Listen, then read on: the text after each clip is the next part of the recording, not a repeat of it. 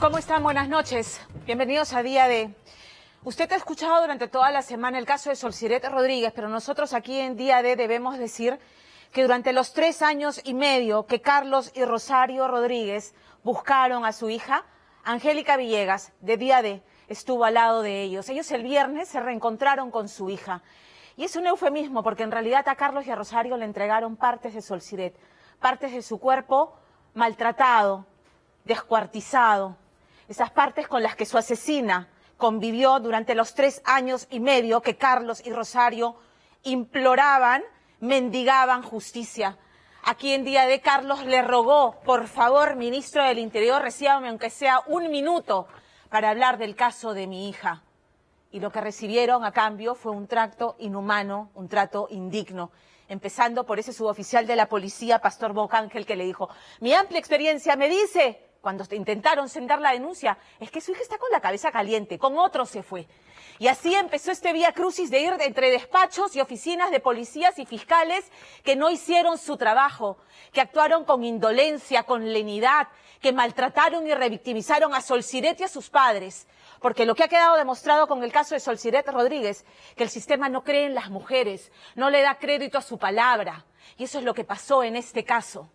Entonces, esta noche, Angélica Villegas, que ha seguido pormenorizadamente el caso y que aquí en Día D mostraba una y otra vez las pruebas que la Fiscalía no estaba tomando en cuenta, esta noche, con conocimiento de causa y porque ha tenido acceso a piezas de esta investigación, porque nosotros aquí en Día D hace 1 mes sabíamos de estas órdenes de captura, pero no las hicimos públicas por respeto a los padres y por una investigación que empezó a llevarse adecuadamente hace pocos meses, no hace 3 años y medio.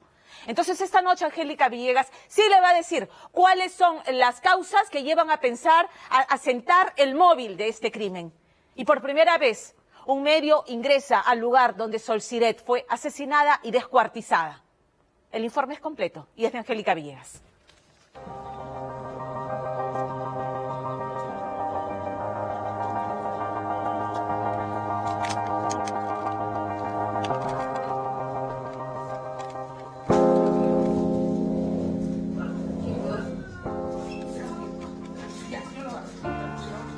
El dolor y la impotencia de una búsqueda incansable se traducía en el más triste de los abrazos que hoy nos hiere contar, que nos sigue erizando la piel. A nuestra mente venían todos esos episodios que registramos, donde ellos denunciaron, sus amigas se cansaron de gritar su nombre y los acompañamos por 3 años y 4 meses, haciendo pública cada nueva evidencia que fue ignorada por policías y fiscales, siendo testigos de la reacción de estos padres ante un fatal desenlace que les robaba la última esperanza de volver a ver a la menor de sus 3 hijos. Solsiret había sido hallada desmembrada entre el cuarto y la bañera de su concuñada Andrea Aguirre, quien confesó todo. Y aunque esto ya era suficiente para que muchos pensaran que el caso estaba resuelto, al ser detenidos el cuñado de la víctima, Kevin Villanueva, y su concuñada, Andrea Aguirre, ¿qué ocurrió exactamente en el departamento del condominio Alameda 1 en el Callao? La tarde del 23 de agosto, hoy por primera vez un equipo periodístico ingresa al departamento 501, al lugar donde fue vista por última vez, según versión policial, la estudiante Solsiret Rodríguez. Para nosotros, apenas comienza a armarse un rompecabezas al que le faltaba la pieza más importante.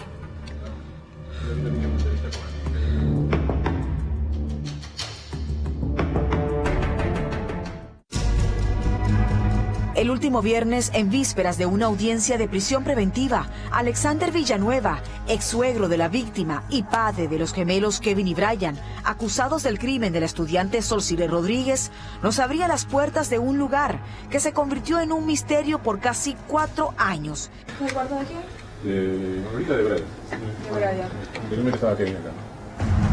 Y que según la policía era la escena de uno de los crímenes más espantosos de la última década, donde quedó como último registro de Solsiret este video casero que la capta con Brian y uno de sus hijos días antes de la fatalidad.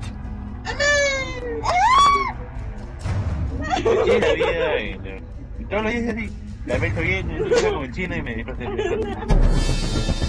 Esta historia de amor que terminó en celos comenzó en el 2011 con esta fotografía que capta a los gemelos Kevin y Brian Villanueva junto a Solciret Rodríguez cuando se conocieron en los estudios preuniversitarios, donde al poco tiempo Sol y Brian iniciaron una relación en la que siempre se entrometió su hermano gemelo Kevin, como lo aseguró siempre la familia de la también activista de Ni Una Menos.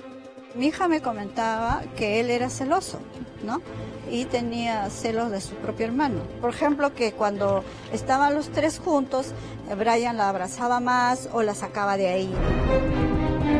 Aún así, nada impidió que Brian y Sol siguieran juntos y que fruto de ese amor tuvieran 2 hijos. Convivencia que se dio debajo del mismo techo de su suegra y ese hermano gemelo de su marido llamado Kevin, a quien posteriormente Solciret acusaría de acoso sexual, pese a que Kevin ya tenía 3 años con su enamorada Andrea Aguirre, una estudiante de antropología que pronto se daría cuenta de esa confusa situación entre él y su cuñada, coincidiendo esto con la extraña desaparición de Solciret.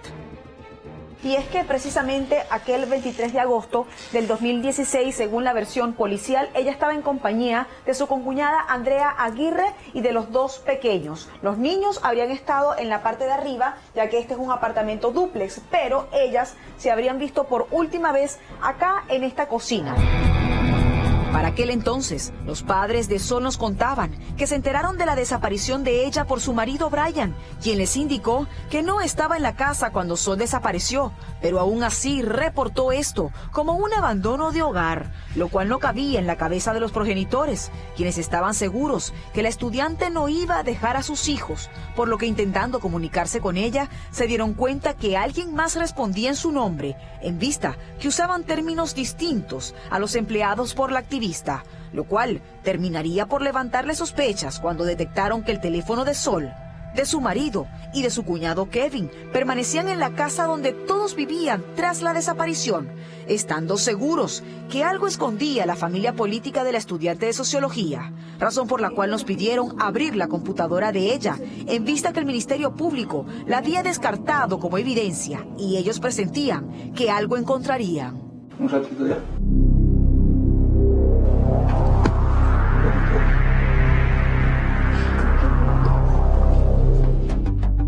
En aquella oportunidad, la carta encontrada en la computadora de Sol impactó a sus padres y de hecho, tras este primer reportaje, el Ministerio Público pidió la computadora incluyéndola como evidencia, constituyendo años después pieza fundamental en el móvil del crimen que según los padres del activista tuvo como antecedente los celos de Andrea y de Brian que malinterpretaron el supuesto acoso de Kevin sobre su cuñada Solciret, por lo que en 2 reportajes consecutivos nos dedicamos a buscar a Andrea, quien además de ser la última en ver a Sol presentando un hematoma, también fuimos a buscar a Brian por ser su cónyuge y conocer la incómoda situación entre su mujer y su hermano gemelo.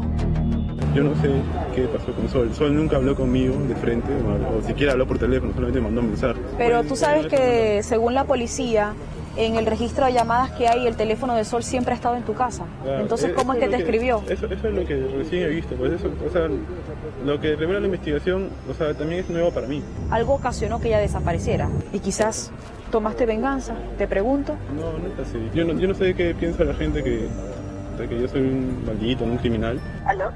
Aló, Andrea. ¿Sí? Tengo entendido que tú también tuviste una amistad muy cercana con Solciret. Sí, pero la historia no se puede no, claro.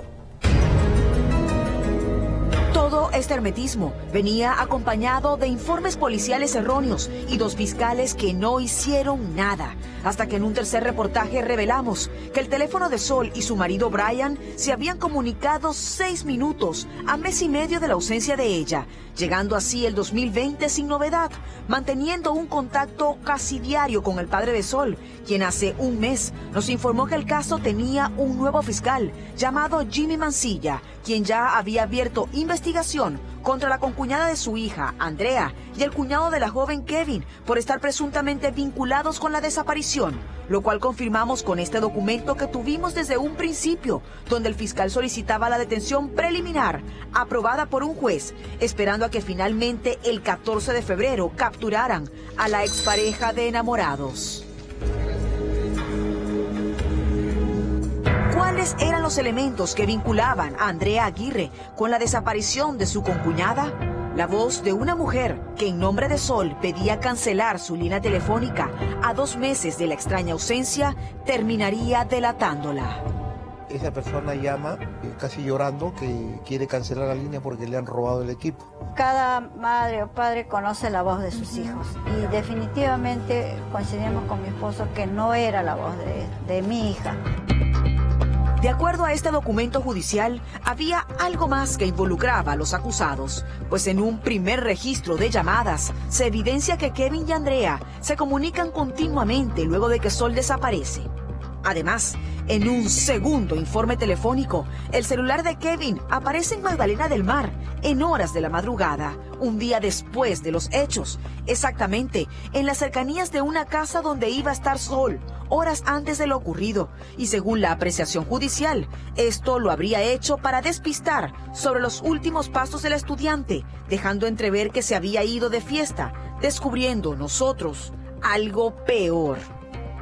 Estamos llegando al Cercado de Lima. Nosotros estuvimos aquí hace 3 años aproximadamente buscando a Andrea Aguirre, a la concuñada de Sol Siret, cuando investigábamos el caso en las primeras emisiones.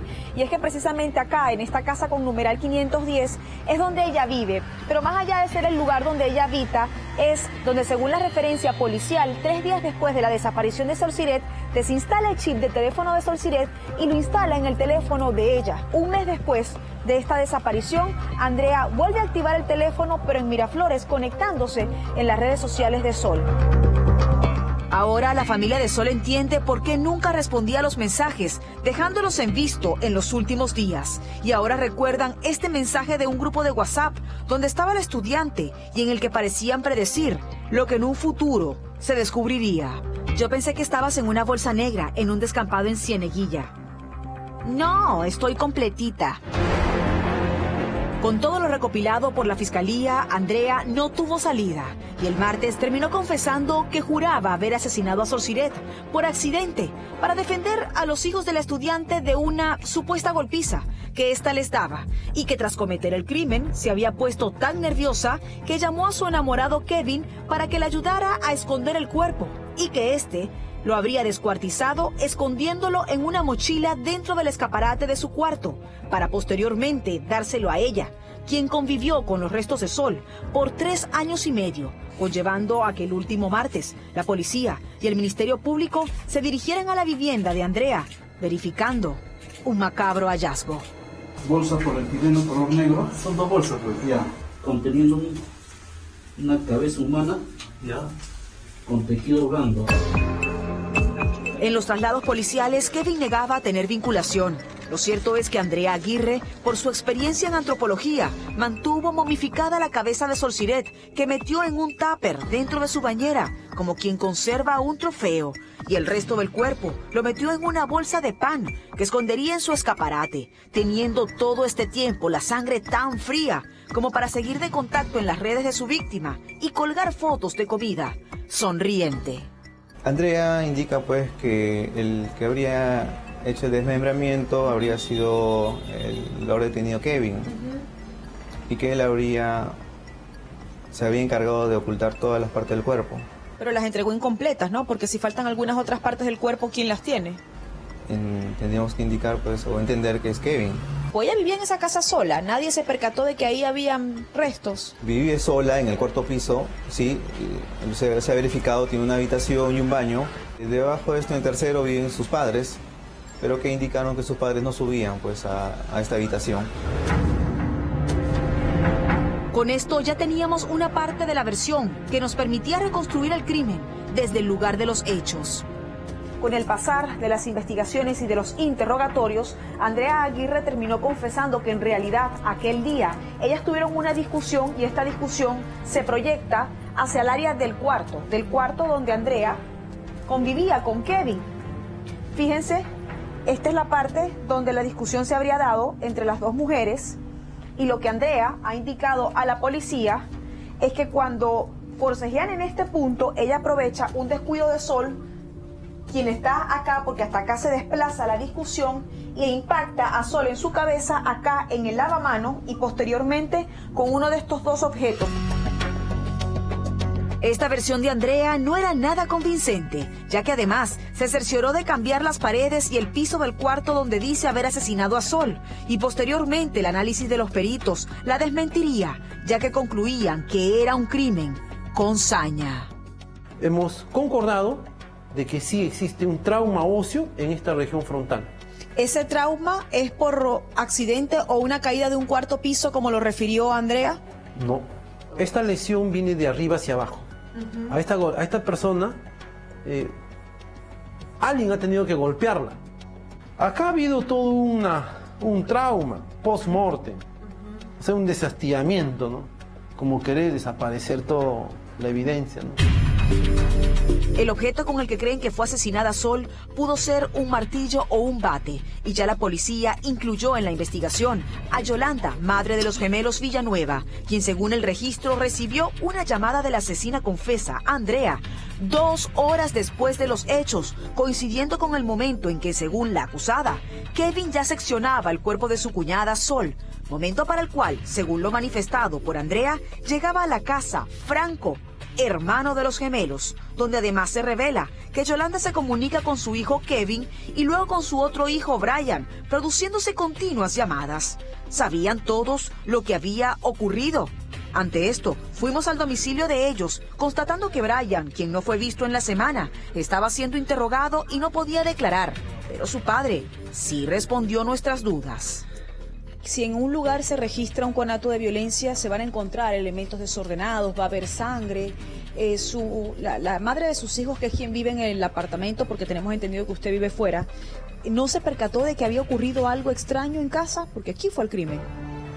Hasta ese momento nadie se percató porque lo que ella dice es eso, ¿no? Que ha habido un conato, pero no sé si lo que dice ella es cierto, ¿no? Me nota que posiblemente ni siquiera haya ocurrido acá. No, pero es que según Andrea y según todos estaban acá. No, pues han hecho la prueba de luminol y nunca han encontrado nada. Pero es que cuando se vino a hacer la prueba de luminol, la denuncia que hay es que se fueron alteradas algunas estructuras de la casa. Pero por más de que arregles el piso y pintes la pared, la prueba de luminol siempre va a salir. Pero cuando Sol Siret es vista por última vez, es vista acá. Y Andrea refiere que la asesina acá, o sea, todo coincide. Es lo que dice ella. La geolocalización indica que los teléfonos estuvieron acá. Lo que no se puede descartar, señor Villanueva, es que el crimen ocurre acá. ¿No se percató nadie en la casa que había ocurrido un crimen? No, porque si no, en lo personal yo siempre he tenido comunicación con mis hijos, con la madre de mis hijos, ¿no? O sea, me hubiesen avisado. O sea, yo tengo la seguridad de que si mi hijo hubiera hecho algo, me hubiese avisado, me hubiera contado, ¿no? Pero no pasó nada. O sea, él no es culpable, él no ha hecho nada, yo le creo lo que él me dice, él no participó. Lo que indica la fiscalía es que si hay continuas comunicaciones entre Kevin y Andrea, para eso es porque Kevin efectivamente fue el cómplice de Andrea. Eso es lo que indica, nada más. Esas son suposiciones. No son suposiciones. Esta es la geolocalización, señor Alexander. Uno puede conversar con otra persona, ¿por qué? Porque ya se terminó con ella y puede querer regresar. Eran continuas llamadas después de los hechos. Después de los hechos, por supuesto, todavía eran parejas. No, pero coincide con los hechos, eran continuas llamadas. ¿Por qué Andrea estaba llamando a Kevin insistentemente después de los hechos? Y es la llamada nerviosa que considera la fiscalía para decir que efectivamente lo usa como usted dice, pero es la tecnología, no es... Podrá hacer lo que tú quieras, pero eso no es prueba. En todo momento, el padre de los gemelos Villanueva defendía a su hijo Kevin, calificando a Andrea de loca. Andrea indica que Kevin es quien descuartiza el cuerpo de Sol Siret y quien le ayuda a sacar el cuerpo. Pero eso es mentira. Sola no lo pudo haber hecho. Cortar un cuerpo, golpearla y sacarla. Para mí no lo ha hecho acá porque no hay ningún instrumento acá que le pueda ayudar a ella a cercenar un cadáver. Un cuchillo de cosita no puede cortar un cadáver. Y entonces, si no lo hizo acá, ¿por qué coincide la fecha en que ocurren los hechos a los cambios de estructura dentro de la casa? Las fechas han sido mucho posteriores, muchas veces posteriores, no ha sido en esa fecha. Bueno, pero coincide. No, pero no, le digo, eso también lo ha hurgado ella. Ella es la que ha hecho los cambios, ella es la que ha pagado los cambios. ¿Pero no le pareció extraño que partiera de ella hacer eso? Si me preguntan a mí, oye, sí, puede parecer extraño, ¿no? Era la primera vez que ella decidía hacer un cambio dentro del apartamento. Es la primera vez porque son parejas, o sea, tampoco le puedo decir, no, si ella está comenzando a vivir con él, ¿no? Y están viviendo en un cuarto que se les ha dado y quieren hacer arreglos, ¿no? O sea, le digo con el corazón en la mano, ¿usted cree que es viable que si en una casa ocurre algo, ningún miembro de la familia se percate de que algo ocurrió allí? Si es que ocurrió algo, yo pienso que es viable que no sea así. Pero si no ocurrió acá, como yo creo que no ocurrió acá, ¿no? No hay forma de que ellos se puedan ¿Por enterar. qué Andrea, o qué necesidad va a tener Andrea de decir que asesinó a Sol acá y que Kevin le ayudó a sacar el cuerpo? ¿Para qué va a decir ella eso? Porque ella es una persona que tiene problemas psiquiátricos. Usted dice que Andrea tenía problemas psiquiátricos y que era una psicópata. ¿Y por qué entonces su hijo Kevin tenía una relación con ella? Que en ese momento no sabíamos. Pero parece un poco acomodaticio, ahora que ella está detenida, decir que tiene problemas psiquiátricos y que miente, pero para aquel entonces era una persona, a juicio de ustedes, normal. Entonces, si es normal, ¿miente o no miente Andrea al culpar a su hijo? ¿Está mintiendo? Yo soy el primero en hacerlo pagar su error, su delito, porque no es un error, es un delito. Incluso, aunque admite que recibió mensajes del teléfono de Sol cuando ya había ocurrido todo, jamás detectó nada extraño en los escritos. Usted sabe lo que lleva a descuartizar un Por eso, cuerpo, trasladarlo, por eso, meterlo en una eso. maleta donde lo hayan metido. ¿Andrea sola pudo hacer todo eso? ¿Cómo no va a poder? ¿Lo conoces, Andrea? ¿Sabes el tamaño que tiene ella y el tamaño? ¿Has conocido a Sol Siret? Sol Siret era este tamañito. Pero normalmente para golpear a alguien, descuartizarla y trasladarla no participa una persona. Participa más de una y la policía lo ha dicho. Yo no creo que lo hayan descuartizado acá. Andrea revela que hay una parte del cuerpo que ella no tiene. ¿Quién la tiene? Ella lo tiene que decir. Ella dice que no la tiene. Pero entonces que diga quién lo tiene. Porque acá no hay nada. Aunque el resto de la familia guarda hermetismo, se confesó inocente en nombre de todos. Sí, somos inocentes, no hemos hecho nada. O sea, no pueden ir tan alegremente y acusarnos porque no nos defendemos, porque no salimos a la prensa. Porque si no hemos salido a la prensa desde un inicio, es por respeto a la memoria de Sol. ¿Por qué la policía señala que usted, la madre de sus hijos, Brian y el otro hermano de Brian, son cómplices de este crimen? Yo creo que es una percepción de Carlos, ¿no? Pero a lo que voy, señor Alexander, es que la policía no se va a lanzar a dar una rueda de prensa mostrando fotografías, pericias psicológicas, geolocalización y todo solamente dejándose llevar por una presunción del padre de la víctima. Es una presunción. Pero quien informa todo hoy es la División de Investigación Criminal, diciendo que ustedes son cómplices. ¿Por qué lo dicen? ¿Por qué lo dicen? Porque me lo pruebe, pues, ¿no? Que me lo pruebe, ¿por qué voy a ser cómplice yo? ¿Acaso el hecho de que Kevin se sintiera atraído por su cuñada Sol generó los celos de su enamorada Andrea? Sorprendentemente, evaluando el documento que abrió investigación contra Andrea y Kevin, observamos que el caso comenzó a investigarse inicialmente como un secuestro y aborto, ya que en las primeras investigaciones la Fiscalía obtuvo información de que Sol habría estado embarazada por tercera vez meses antes de su trágica ausencia, resultando extraño que su torso no haya aparecido nunca. ¿Qué se ocultaba y a quién le dolía esta noticia? ¿No será que ese embarazo fue el detonante del crimen? No creo. Porque usted me ha dicho, según la versión de usted, que Sol Siret había sostenido una relación con su hijo Kevin. Mira, eso... ¿No será que de allí pudiera venir el crimen? ¿Y entonces ahí entrarían más personas de la familia? No, yo no creo eso. Hay una llamada que intercepta la antena el 30 de agosto, el día que se reporta oficialmente la desaparición, donde la llamada dura 6 minutos entre el teléfono de Sol Siret, que ya lo tenía Andrea para ese entonces, y el de su hijo Brian. Yo le he dicho y me he dicho que no ha tenido una comunicación tan larga con ella. Las celdas indican que sí hubo una llamada entre los dos teléfonos. Él me dice que no, yo te digo, pero a mí me han comentado, le digo, de que había una llamada, y 6 minutos es bastante. Sí, por eso. Digo, no, papá, me dice, yo nunca he conversado con ella.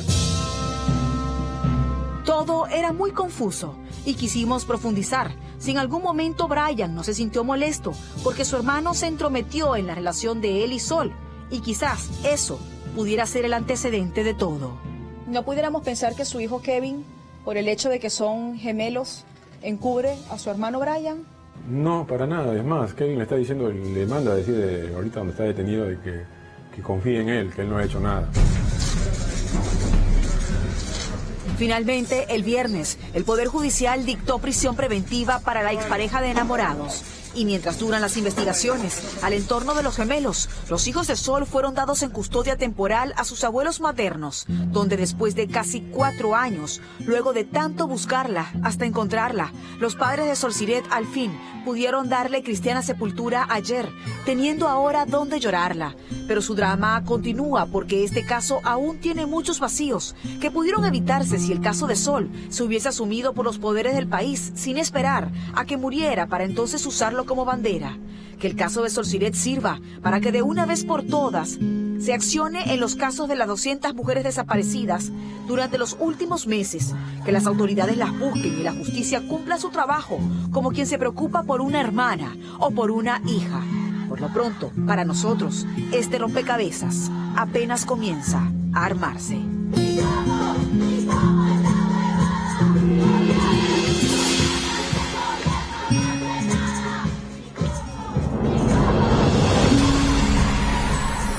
Lo dije al iniciar día de Angélica Villegas, con una tenacidad y una insistencia siguió este caso, y hay que felicitar a periodistas como Angélica Villegas que no sueltan el tema porque sienten que hay algo, porque ese olfato de sabuesos que tienen los policías, los periodistas no fallan. Y ella le insistía a Carlos Orbegoso, hay más temas, hay más asuntos, hay más pruebas, tenemos que seguir. Y hizo este acompañamiento a Carlos y a Rosario Rodríguez durante 3 años y medio.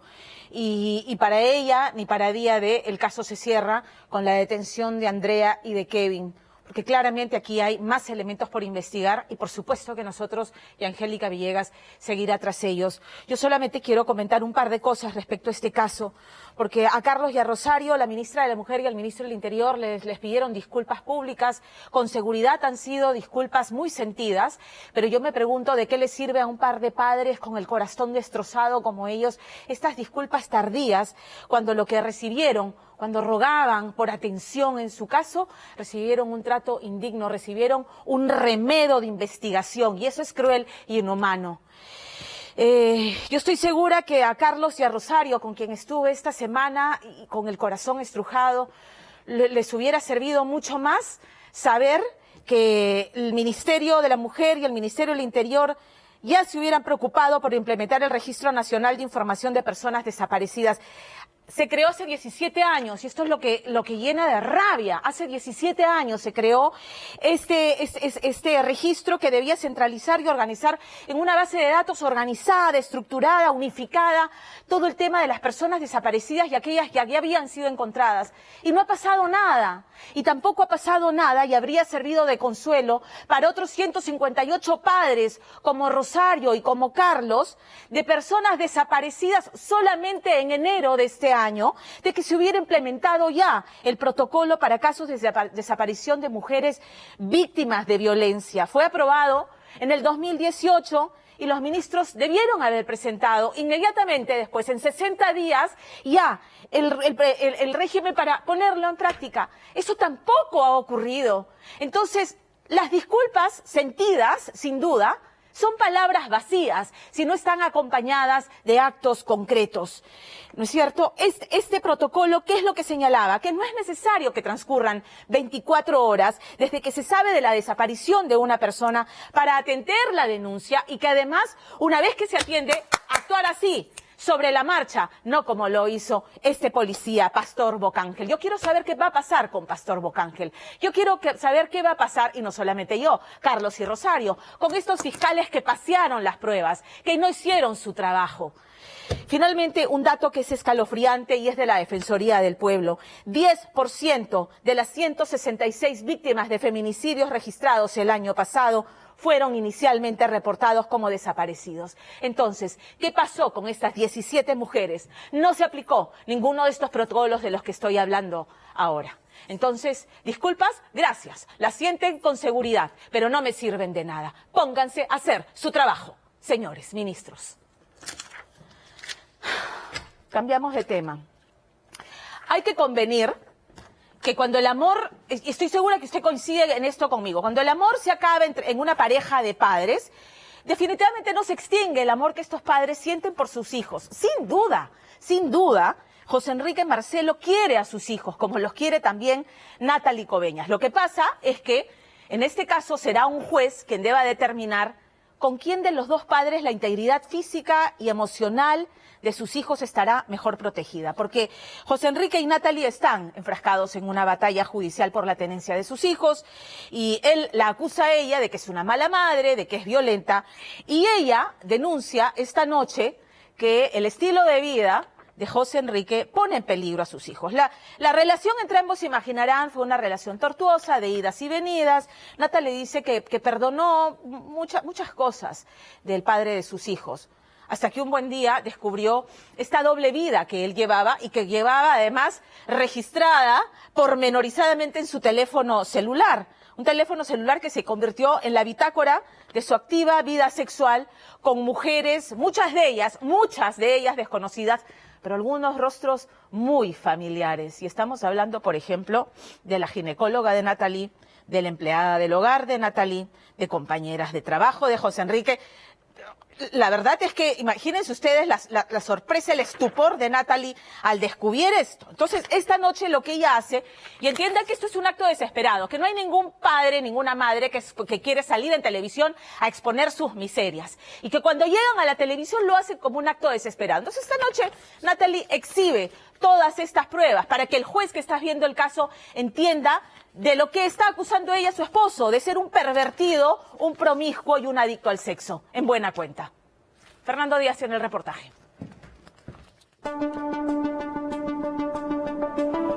Yo me quedé en shock la vez que pude tener acceso al celular. Y la verdad es que todo lo que yo he podido encontrar ahí, hasta el día de hoy no me lo puedo borrar de la cabeza. Yo he vivido engañada toda mi vida. He vivido una pesadilla. Me tragaba todo mi dolor, mi cruz la llevaba por dentro. Yo ante los demás reflejaba pues que nosotros pertenecíamos a una congregación católica, a Bodas de Caná, y que en esa congregación pues todo iba bien, que ellos habían salvado nuestro matrimonio. Qué gusto de tenerlos aquí, José, Nati, qué bonito tu testimonio. Todo sucede para bien, dice el Señor, y esa separación fue para que ustedes se vuelvan a unir. Su profunda fe católica la llevó a intentarlo una y mil veces. Creyó que en las Sagradas Escrituras y en el poder de la oración podría estar el remedio a una pesadilla que le era imposible quitarse de la cabeza. ¿No estás cegada por algo? ¿No estás exagerando? No estoy exagerando. Te lo puedo demostrar con pruebas, con papeles, con fotos, con audios, con videos. ¡Aló! Ya sé, ¿Quieres hacerlo rico? Alguna vez Natalie Coveñas llegó hasta este grupo de oración en Surco llamado Las Bodas de Caná, dispuesta a hacer de todo para salvar un matrimonio en crisis. Los de Bodas de Caná saben muy bien que esto nunca marchó bien. Saben muy bien los problemas por los que yo padecía y la clase de persona que era en ese entonces mi pareja, José Marcelo. Rezó para que ocurra el milagro, para que José Enrique Marcelo Mota, padre de sus dos hijos y conviviente durante 8 años, regresara al rebaño y enderece aquel renglón torcido que, según cuenta, había transformado su vida en un verdadero viacrucis, donde hubo presunto maltrato físico, psicológico e infidelidad.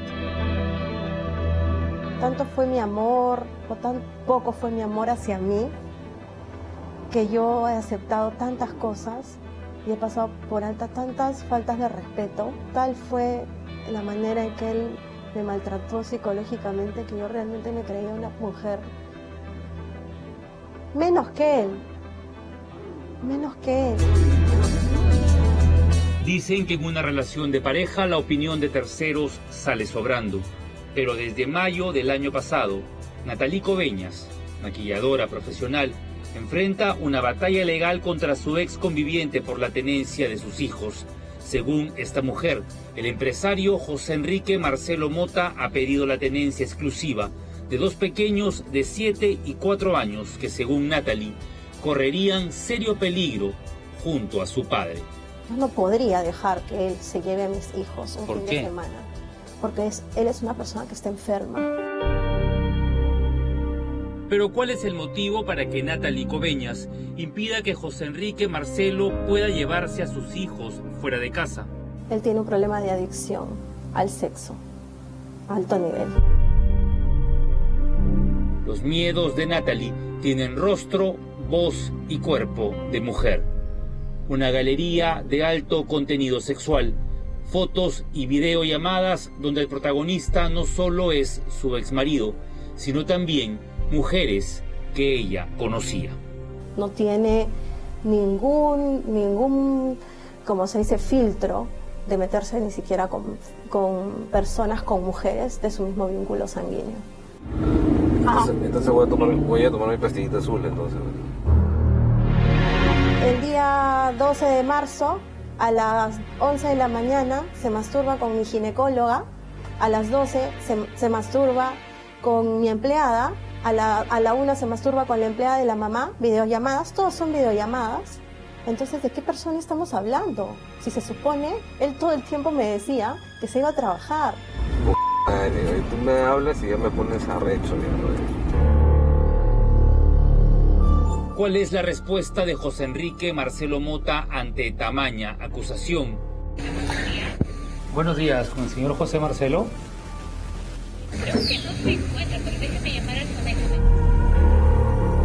¿Qué dicen las mujeres que intercambiaron fotos y videos íntimos con él? El señor es coqueto por naturaleza, todo el mundo lo conoce así. ¿A qué te refieres con coqueto por naturaleza? ¿Qué hacía? Se dan cumplidos y todo, pero o sea. La jueza Lady Oliva Díaz ha admitido a trámite la demanda de tenencia de menores solicitada por José Enrique Marcelo Mota. Y es entonces cuando esta madre de familia enciende las alertas y cuenta la historia íntima de una relación.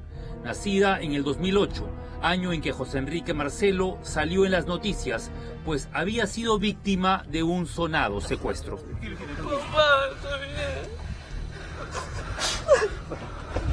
En una impecable labor, la División de Secuestros de la Policía de Lima dio con el paradero de Jorge Enrique Marcelo Mota, quien fue plagiado el último domingo.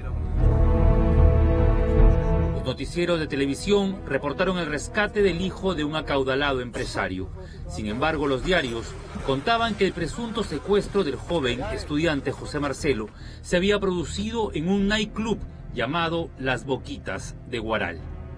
Cuando yo salgo de la universidad, veo en el puesto de periódico, todos los periódicos, y decía, estudiante universitario fue secuestrado de un burdel, estudiante universitario fue secuestrado de un prostíbulo. Compré uno de los diarios, fui a su casa y le dije, ¿me explicas esto? Me dijo, no, la prensa exagera, tú no sabes cómo es eso, Natalie. Natalie cortó el romance, pero en el 2010, a insistencia de José Marcelo, decidió regresar con él. 2 años después, en el 2012, tuvieron a su primera hija. Yo pensé que la llegada de esta niña iba a ser pues felicidad. La esperamos con muchas ganas, con mucha alegría, con mucho amor. Pero él cambió. Pero él cambió. Según cuenta Natalie, la convivencia entre ambos fue irascible, desatándose los primeros episodios de violencia familiar, al punto que la gobernación de San Borja le otorgó las garantías para su vida. Te vas de mi casa, le dije, te vas. Pasaron los días y no se iba. ¿Qué hice yo? Porque los maltratos continuaban. Agarré y le cambié las chapas a la casa. Pero después de 1 año, José Marcelo regresó. Según Natalie, pidiendo perdón e invitándola a buscar terapia de pareja. Fue así como llegó a las bodas de Caná, comunidad religiosa experta en rescatar matrimonios del abismo. Aposté una vez más por él. Fuimos a un retiro a la comunidad Bodas de Caná, que está en Surco. Y es una comunidad católica, pero me ponía a orar mucho por él, porque es lo que me aconsejaban las hermanas de la comunidad. No pierdas la fe, Natalie, lucha. Y así lo vine haciendo todo el tiempo, ¿no? Hasta que quedé embarazada de mi segundo hijo. Ambos aparecieron en televisión ofreciendo su testimonio de fe. Recuerdo que Nati empieza con un tema de denuncia y yo también. Era una telenovela, de cuál era de nunca acabar. Él reconoció su cambio y sus ganas de formar una familia. Dios mediante, próximo año podamos recibir la gracia y la bendición de Dios, que es importante en nuestro hogar, que siempre lo ha sido y que a través de Él es que nosotros estamos juntos. De pronto ya a mi casa empezaron a llegar más imágenes, más santos. Yo decía, ¿pero qué está pasando? Este hombre se está volviendo fanático. En su agenda personal, este hombre evidenciaba ser consciente de sus errores y debilidades. Él mismo escribiría lo siguiente: mal esposo, infiel, irritable. Cuando Nati insulta, mi forma vengativa es ir con otra mujer, privarle de plata. No puedo seguir viviendo una novela, no puedo seguir haciendo de mi vida una novela, sabiendo realmente que mi historia no es la historia feliz que todos piensan. Las cosas jamás funcionaron. La madrugada del 10 de abril del año pasado, Natalie encontraría a su expareja en una situación incómoda. De pronto yo me asomo y veo pues que el señor está en el sillón completamente dormido, con el cierre abajo, con el miembro afuera, y en el celular se apreciaba, porque tenía el celular así, se apreciaba una mujer enseñando los senos. Ella le quitó el celular lentamente y descubriría que su marido habría intimado con otras mujeres, entre ellas las trabajadoras de su empresa, pero también las empleadas del hogar. Trae el juguete y trae tu traje.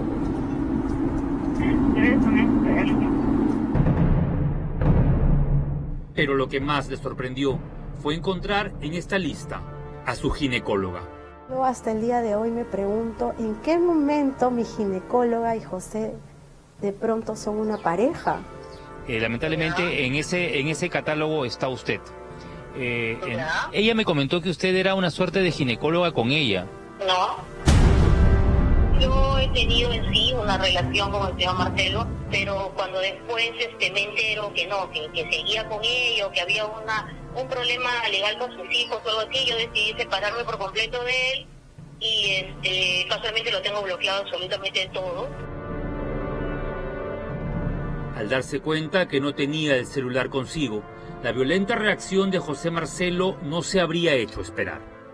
Y sube las gradas y me jala del cabello hacia atrás y me empieza a agarrar así con el puño a decirme: perra, dame mi celular, perra.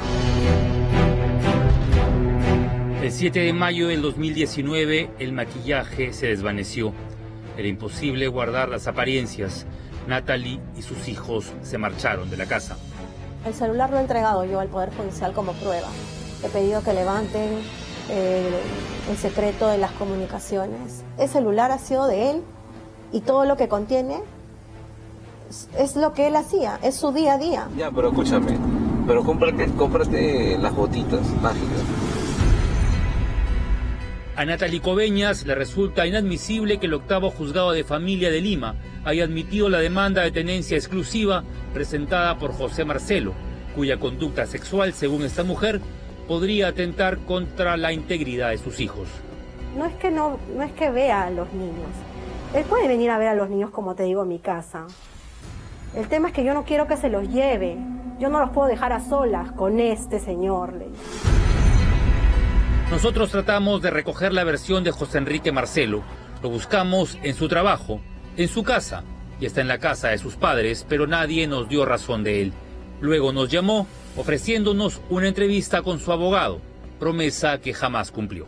Este es un mensaje de un mensaje de buzón de voz. El implicado en esta historia no tendría responsabilidad penal alguna por tratarse de una demanda de tenencia. La justicia deberá hilar fino, realizando los peritajes psicológicos y acopio de pruebas para decidir correctamente el destino de estos menores de edad. Hay noches que la verdad no puedo dormir pensando en qué podría pasar con la tenencia, con el régimen de visitas. Nada está dicho todavía.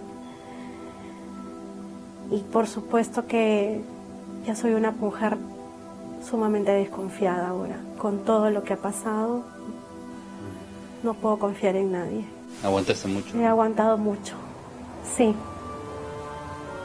He aguantado mucho.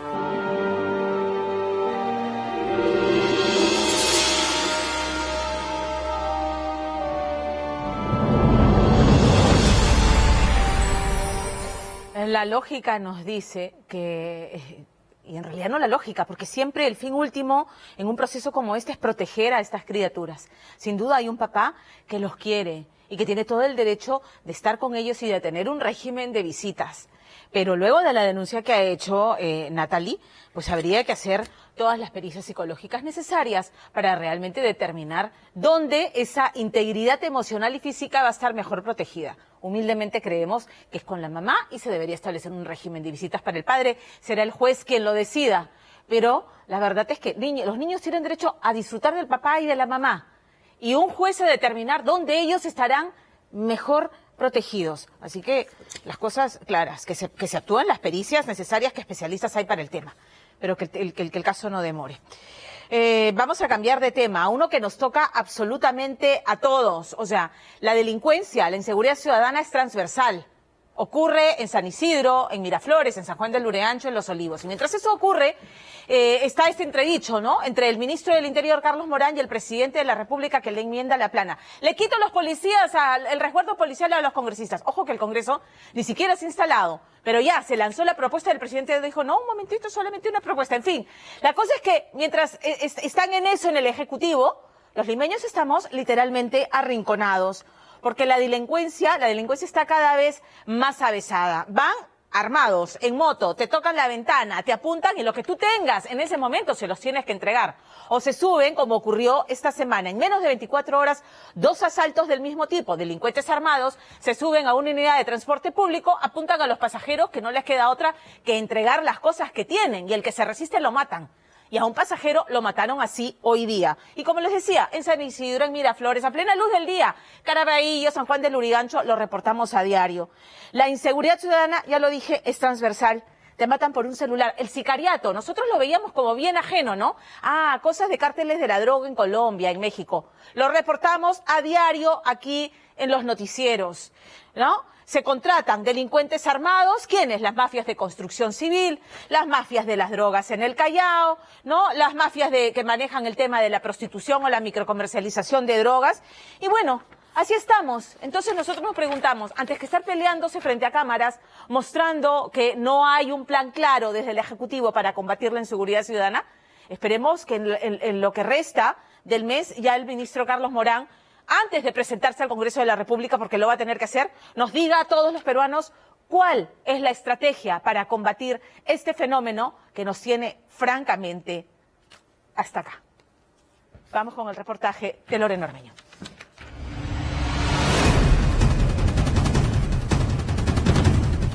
De noche o a plena luz del día. En un restaurante. En la misma puerta de su casa. O viajando en un bus.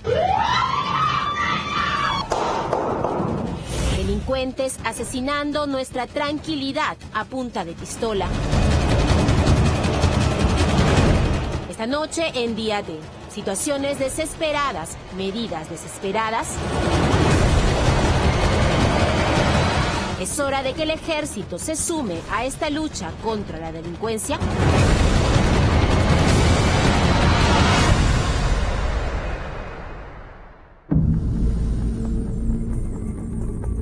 Juan Quesada Tiburcio.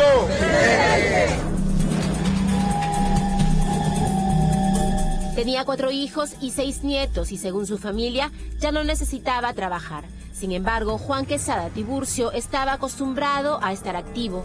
Hacía pequeños negocios para darle algunos gustos a sus nietos y a su esposa, su compañera por casi 40 años.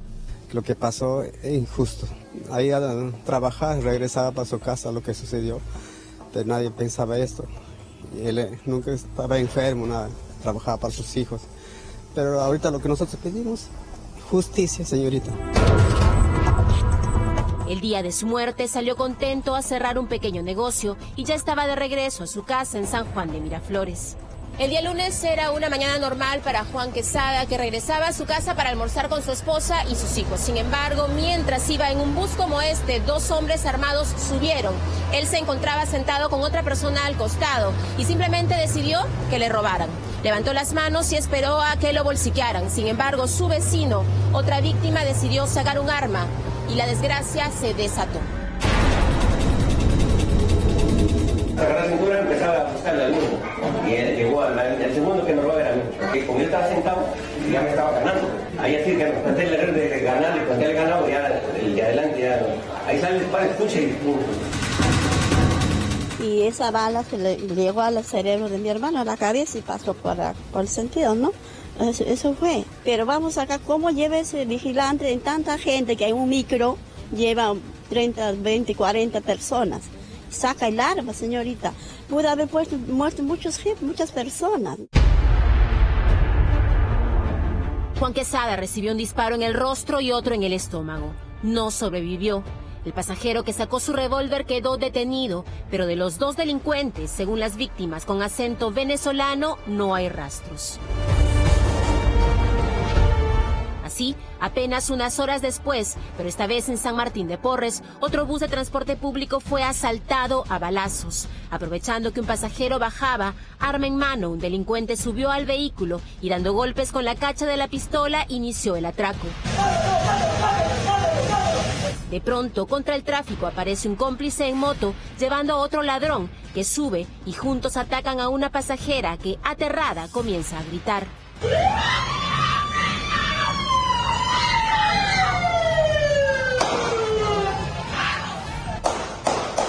Disparando al aire, los criminales lograron huir. Sin embargo, días después, dos fueron detenidos en el mismo distrito. ¡Por atrás! ¡Por atrás! Que es el que sube en primera instancia al bus y que ha reconocido plenamente su participación en el hecho. Y hay un segundo sujeto que ya el personal policial especializado ha logrado también de su confesión de que también habría participado en el hecho delictivo. Prontuariados, delincuentes caminando libremente. Quizá el mismo caso de estos raqueteros que en Villa El Salvador cerraron a un vehículo y desvalijaron violentamente a los pasajeros a plena luz del día.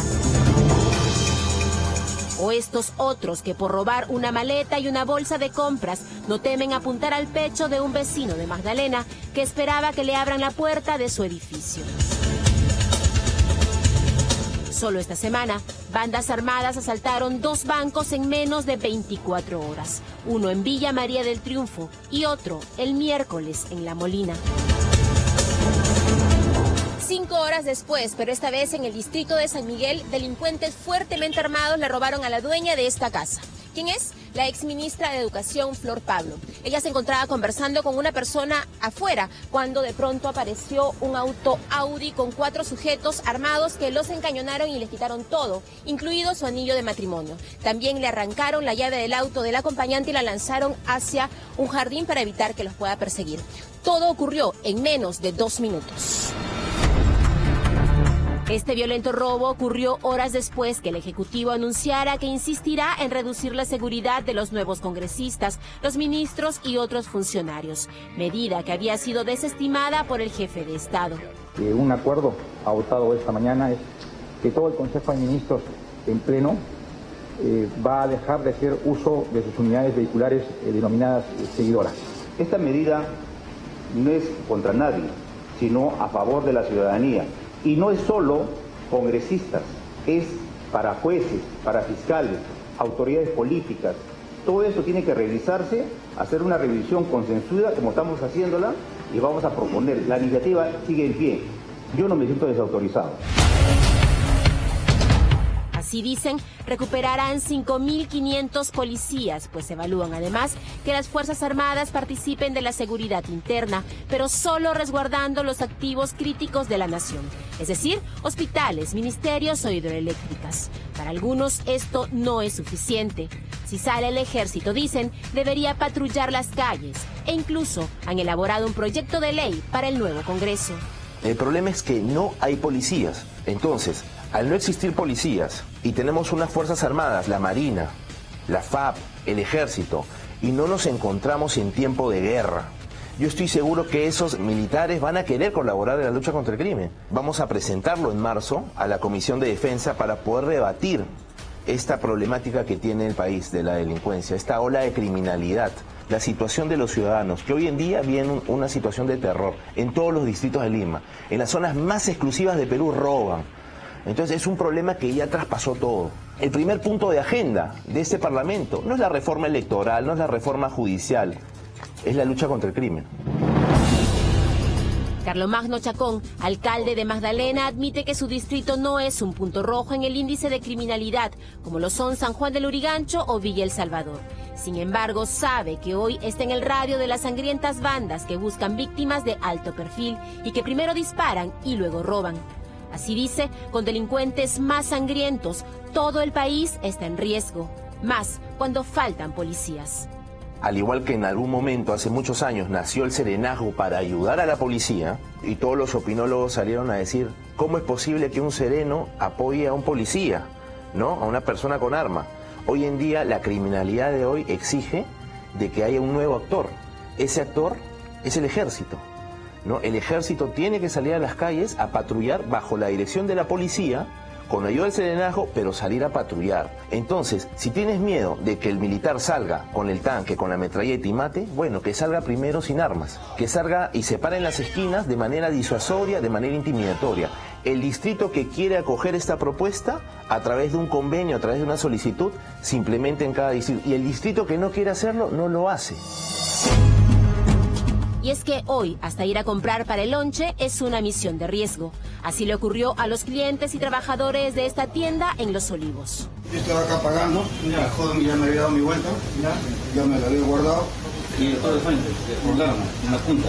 ¿La punta usted? La punta a mí dice la plata. Para su mala suerte, un transeúnte alertó a la policía. La primera vez que yo hago el tercero, me quedé centrado, ni tomé a la medio en serio. Pabón Gamarra, ¿cuántos años tienes? 32. ¿Natural de dónde eres? De Venezuela. Pero no todos corren la misma suerte. La mayoría escapa. Quizá también porque, según el INEI, solo el 16.8% de las víctimas denuncia, por considerarlo una pérdida de tiempo. Así, la sensación de victimización en Lima alcanza hoy el 95%.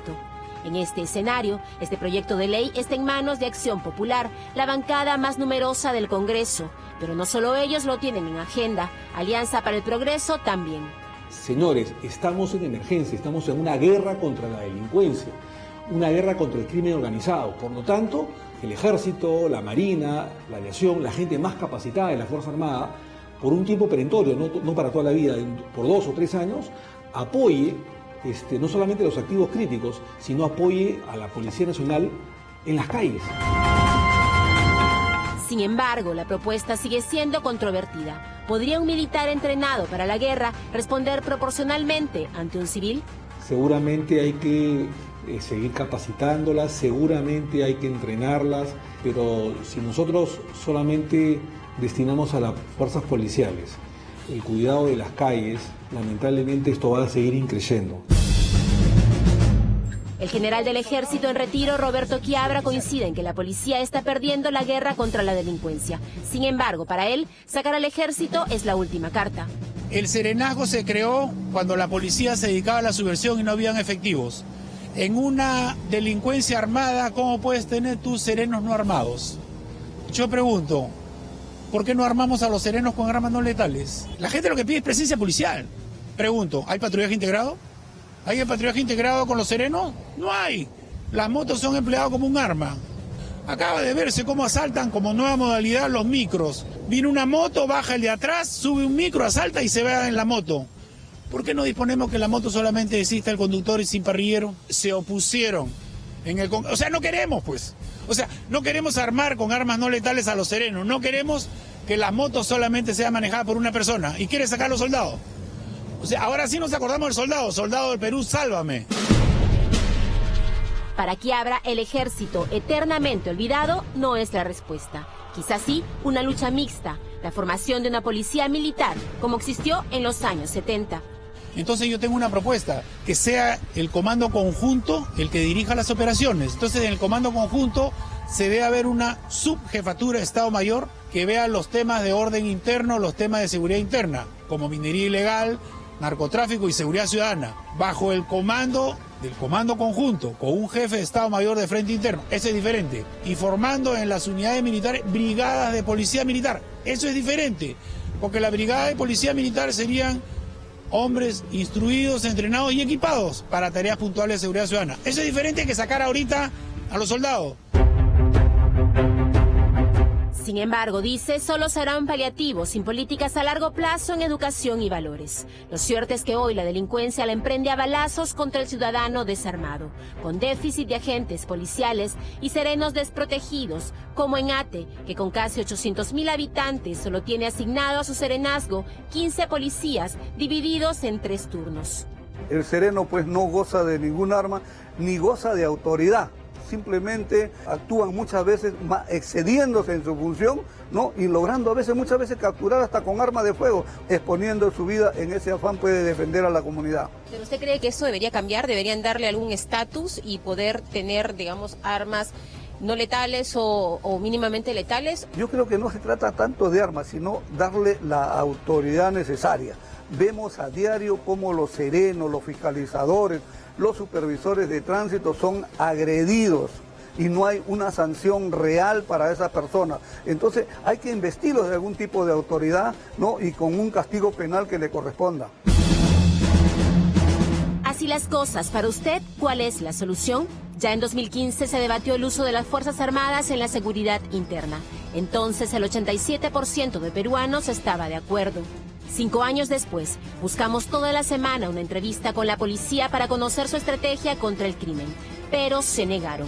Un silencio que contrasta con los gritos de miedo que a diario la delincuencia nos deja.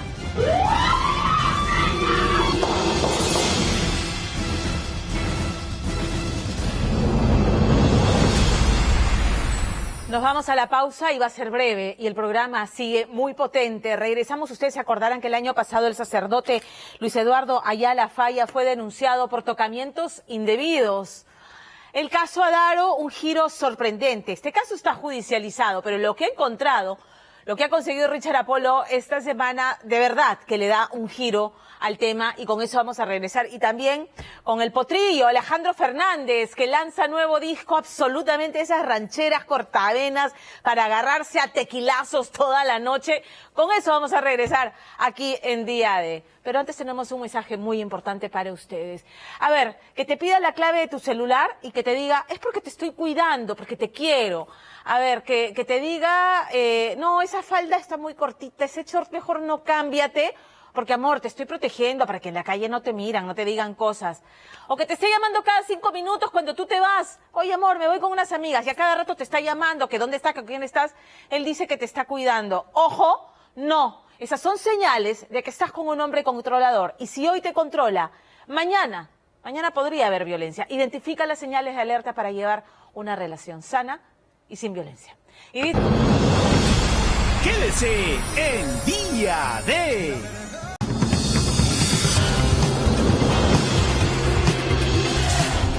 Alejandro Fernández ha hecho una movida audaz en estos tiempos en los que la moda dicta la música urbana. Ahí está Karol G, ¿no es cierto?, Bad Bunny y todos los cantantes que están en la onda de música urbana y el reggaetón. Y él lo que hace es regresar a sus raíces y ha lanzado un disco íntegramente de rancheras, esas que le cantan a la mujer, al amor, al desamor, al despecho, así como digo yo, para agarrarse a tequilazos. Estuve con él en Los Ángeles, hablamos de esa producción, de ese dueto que hizo con Beyoncé, de eso que cantó también con Plácido Domingos, con Cristina Aguilera, porque la carrera de Alejandro Fernández ha sido prolífica, pero hoy regresa a sus raíces. Esta es la entrevista. Que me quema la carne y que me hierve la sangre, que me está fallando en dos la razón. Caballero, gracias por recibir a Día D, a ATV Canal 9. Estoy emocionadísima y además aplaudo tu decisión de regresar a esa música que en el Perú llamamos la música cortavenas. Esa que te estruje el corazón y con el mariachi, que habla de la ilusión del amor, pero también del despecho, del desamor. Antes que nada, gracias por tomarte el tiempo de venir a hacer la entrevista. Aprovecho para saludar a todo tu teleauditorio, a todo Perú, que pronto vamos a estar por allá. Estoy contentísimo de regresar a mis raíces y a mis orígenes. Era algo que tenías pendiente con México y además me imagino Tú has dicho tus raíces, ¿no? La manzana no cae lejos del árbol. No. Ah, claro. Siempre. Pues tenía ese compromiso, tenía el compromiso conmigo, tenía el compromiso con mi público, tenía el compromiso con mi padre, tenía el compromiso con mi país, porque a pesar de que me di el chance de poder experimentar en otros géneros como es el pop, en donde estuve coqueteando por ahí muchos años y que me fue muy bien. Nunca dejé de cantar la música mexicana, o sea, siempre a los lugares donde me presentaba iba y cantaba con el mariachi vestido de charro. Yo sé que al recordarla me estoy haciendo daño y trato de olvidarla, pero sé que me engaño. Quisiera ya arrancarme este amor que me quema. Ahora, también es un paso arriesgado saltar del pop, porque hoy los chicos, el público joven está pues en Karol G, en La Tusa y en Nicky Jam, ¿no es cierto? Y con altura. Entonces, dejas eso que está en el mainstream y pasas a tus raíces. Sí. ¿Te lo pensaste mucho? Muchísimo.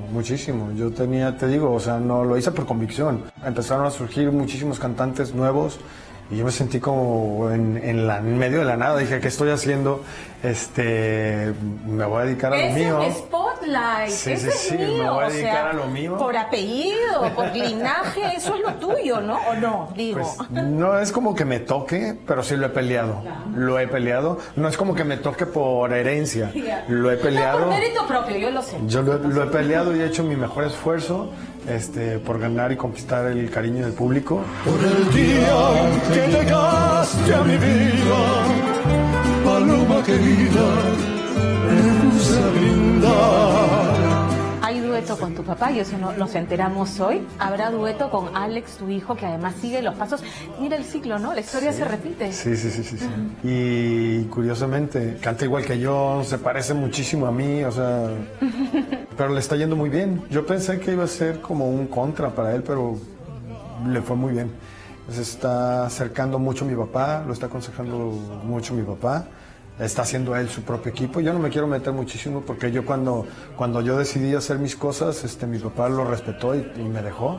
Entonces yo no me quiero meter con él hasta que lo vea medio atorado o que esté sufriendo en algo. Sabe que cuenta conmigo y con mi papá, que está el respaldo de nosotros atrás de él siempre. ¿Viene dueto con él? No viene. Yo creo que sí en un futuro. Porque has hecho duetos con, con Plácido Domingo. Yo no sé si tu amor la reciba, pero yo te la vengo a entregar. Luego con Cristina Aguilera, con Rod Stewart, con Beyoncé, que ella tuvo que cantar en castellano. Eso. ¿Con cuál de esos duetos te quedas? Yo creo que todos y cada uno de los que he hecho son duetos muy importantes. Todos, porque todos me han dejado algún aprendizaje. Quiero en tus manos abiertas buscar mi camino. Y que te sientas mujer solamente conmigo. Pero sin duda alguna yo creo que el de Beyoncé y el de Cristina Aguilera, siendo cantantes que no son de habla hispana, el hecho de haberlas metido a nuestro lenguaje, eso fue un plus, ¿no? O sea, yo creo que sí tiene... ¿Costó convencerlas? No, por Beyoncé, por su parte no tuvo, o sea, desde el principio que se le propuso la canción, dijo que sí, no sabía hablar absolutamente no solamente la nada canción, de es cantar español. Contigo, ¿no? Tú eres un icono en México y a nivel mundial. Sí, bueno, pero ella... Bueno. No, ni punto de comparación. Además, o sea, te digo que no puso peros en nada. Tomó a un maestro de español. No es como que le enseñaron a hablar español, pero la dicción fue perfecta. Fue perfecta, lo hizo muy bien. Entonces, todo eso a mí me llama muchísimo la atención. Contigo soy capaz de lo que sea. Wow, that was good. That was terrible. Digamos, entonces te escuchado en alguna entrevista que los duetos van a ser la forma de mantenerte aún vigente en estos otros ritmos que es como que están de moda. Mira, acabas de dar el gancho. Sí, la idea, bueno, pues para no perder pues todo lo que hemos ganado y todos estos años que hemos hecho, 20 años en el pop, lo vamos a hacer Al contrario, o sea, voy a seguir en la música mexicana y las colaboraciones que voy a tener van a ser con los personajes que estén ahorita de moda, ¿no? Los que estén teniendo éxito. Pero lo que más me interesa es no nada más que sean internacionales, sino que también vengan, como te dije, ya sea, si es un urbano, yo no voy a cantar reggaetón, sino que se venga, que se venga y cante una canción mexicana conmigo, un dueto con mariachi, ¿no? Eso sí sería diferente. Único. Claro que sí. Si no tuvieras compromiso, te perdería el respeto, y si no fuera un caballero, te lo juro, que arrancaba de sus brazos sin pensarlo ni un segundo. Los videos me hacen acordar, créeme que yo he visto películas de Pedro Infante, de Jorge Negrete, a esa época del cine de oro mexicano, ¿no? Esa estética y esas historias de amor. Eso era lo que buscábamos. Lo que buscábamos en el primer video sí fue como un homenaje al cine de oro de México de esa época. Te olvidé y me bastaron unos tragos de tequila. Acá entre nos. Vamos a ponernos un toque serio, ¿ya? Porque acabas de recibir hace unos meses el premio a la Hispanidad. Y lo recibes en una coyuntura especialmente delicada para los mexicanos, ¿no? Donald Trump acaba de pedir $2.000 millones para el bendito muro con México. Entonces, yo imagino que este premio debe tener un significado muy especial para ti. Tiene muchas connotaciones, sobre todo el título, ¿no? El simple hecho que se llama Hecho en México. O sea, es como lleno de símbolos. Y sí, ese premio fue muy importante. Yo creo que ya estamos un poco sobrepasando, o sea, creo que fue un bache duro, fuerte, en donde no nada más los mexicanos, porque se tomó como al mexicano como ejemplo que dio el presidente, pero creo que fue un golpe fuerte para todos los latinoamericanos, para todos los emigrantes que están y que viven aquí en Estados Unidos, que no sean americanos.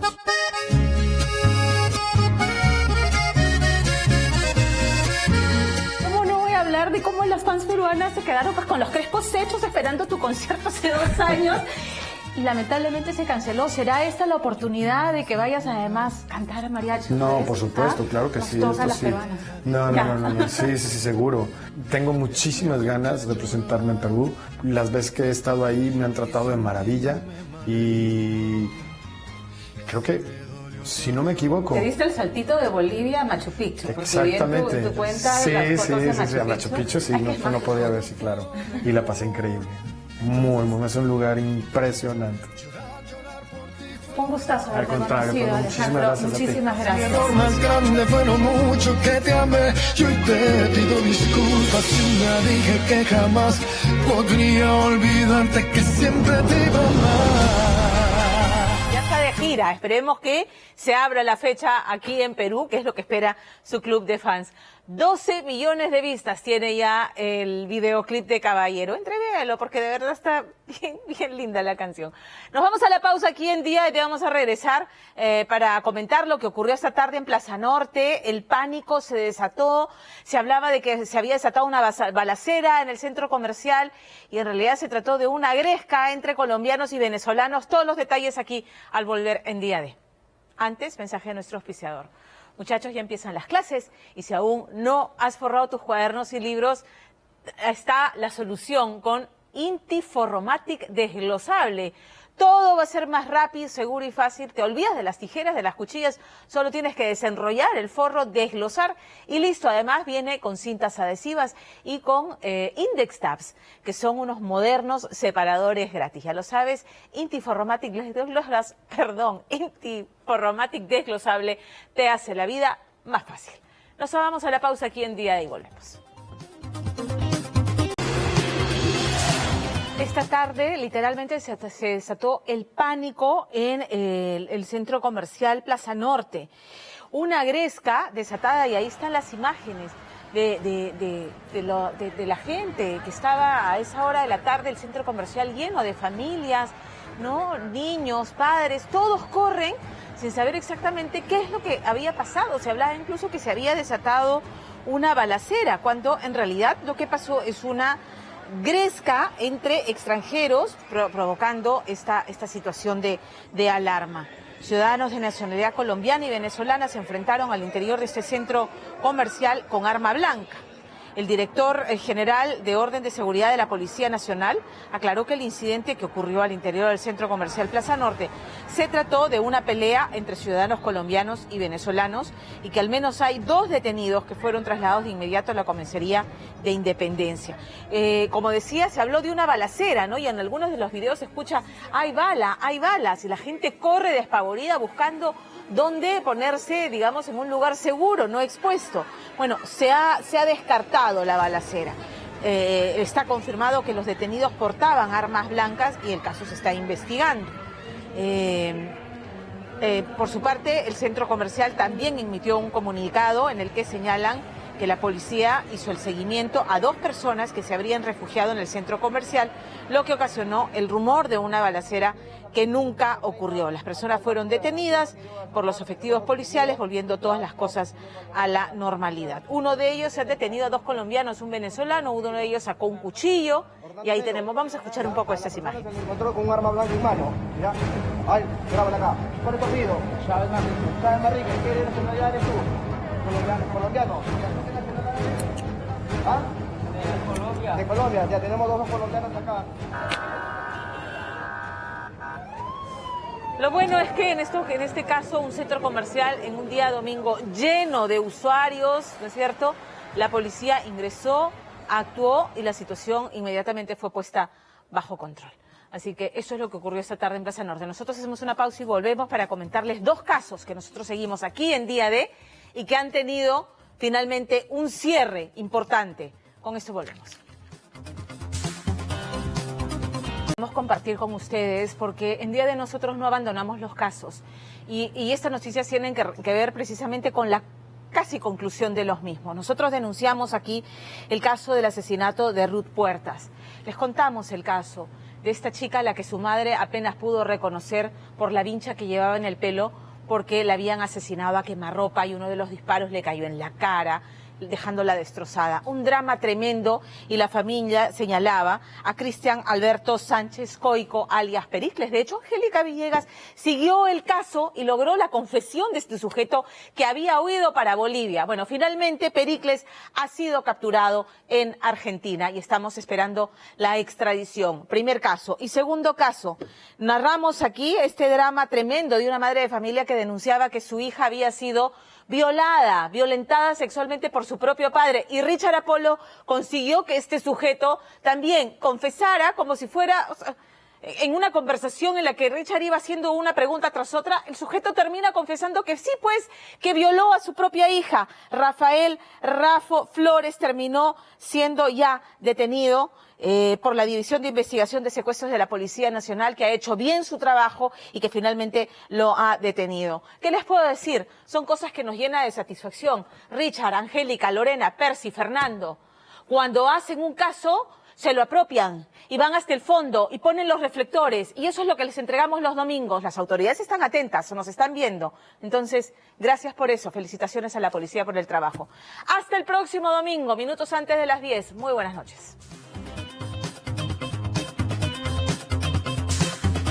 Queremos compartir con ustedes porque en Día de nosotros no abandonamos los casos y estas noticias tienen que ver precisamente con la casi conclusión de los mismos. Nosotros denunciamos aquí el caso del asesinato de Ruth Puertas.